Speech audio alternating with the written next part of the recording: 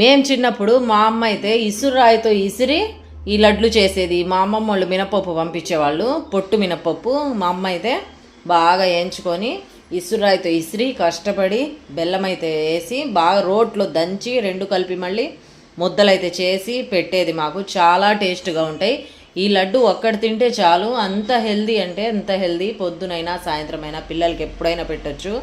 అదైతే గుర్తొచ్చింది ఇవాళ. మినప్పప్పు అయితే చూశాను డబ్బాలో, ఇవాళ అయితే చేసేస్తున్నా.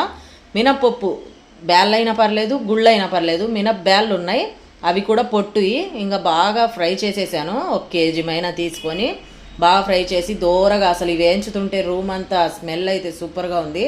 మిక్సీ అయితే పట్టేశాను. మా మిక్సీలో ఏవైనా కానీ మెత్తగా ఊరికనే అయిపోతాయి. పట్టేసి బెల్లం కూడా పట్టేశాను.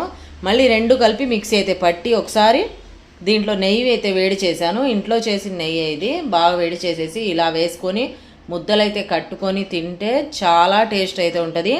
ఒకసారి మీరు కూడా ట్రై చేయండి.